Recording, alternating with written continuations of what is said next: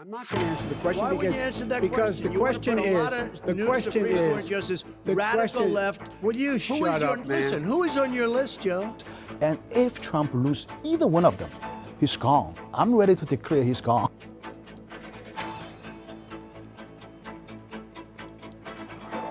Hi, my name is Einar Tangen. I'm a current affairs commentator, and today I'll be having a discussion with the eminent Professor John Gong from UIBE. He's an extraordinary economist and does a tremendous amount of work in international relations and also monopolies. So he's a stats guy. So, John, pleasure to be here with you. Thank you very much, Einar. I really appreciate it. A nice introduction. Okay, we've done a lot of shows together, so we can cut right to the quick here. Sure, of course. We're going to talk about Donald Trump and his election prospects right now. I saw the first debate. You saw it. It was a train wreck. Right, it's a disaster. Yeah. So at this point, we have the vice presidential debate, and then there's a big question mark on the 15th. So how are you seeing the trending so far? Well, let's first talk about the vice presidential debate. I have a lot of faith in Harris. She is heck of a debater. I mean, she's a prosecutor. Ex-prosecutor, yes. Yeah, and she spent some great time in the Senate. And look at her speeches. I think she's really a force to be reckoned with. But I mean, do you see it as purely that she's a younger, more dynamic person versus a woman of color versus somebody like Pence, who's very pale? Right, and very old. I think Harris is going to be very sharp. I mean, she really goes after the target.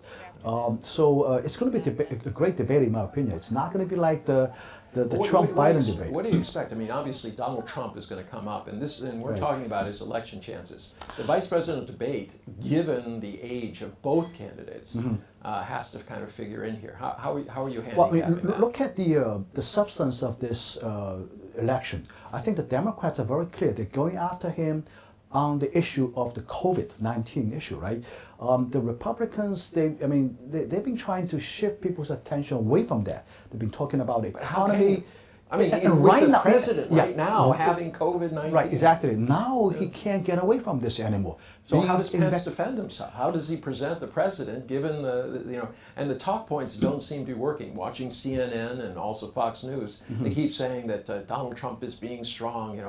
They keep saying that they're doing wonderful things for COVID-19. I think what he's going to do is going to get some empathy votes, sympathy votes. I think he's trying to.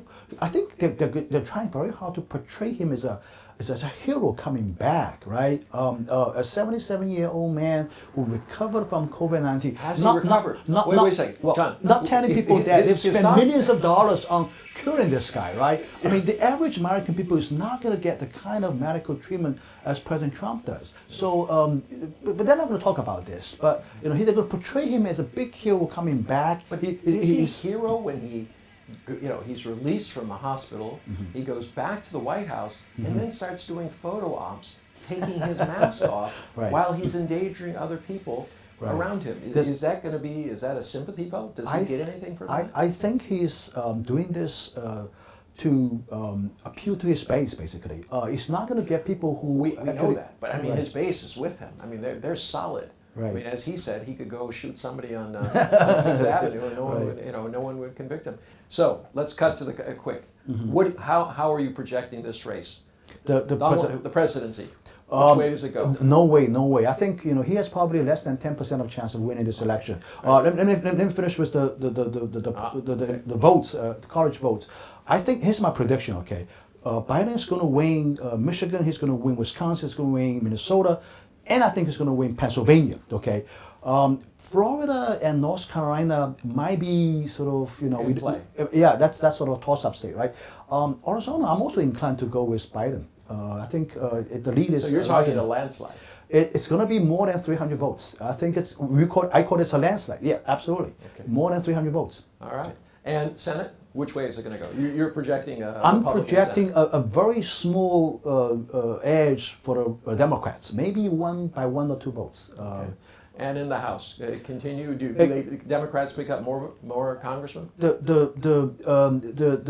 Congress and the House, they already have the majority, and I think it's probably not going to change by a large margin. I think it's maybe a few more seats. Is there anything that can happen, and it's less than a month now, Is there Right. anything that can happen that can put Donald Trump back on top? I think it's something interesting to watch is that on the November 3rd, on that night, I think probably we are able to make the call who's going to win.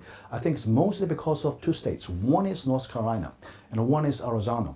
In these two states, they are starting to count votes, mail-in ballots before the election, right? Before the November 3rd. So by the night of November 3rd, they should be able to tell the results in these two states. And if Trump loses either one of them, he's gone. I'm ready to declare he's gone. Okay. So I think there's a pretty good chance that he's going to lose at least one of the states, right? Between Arizona and North Carolina.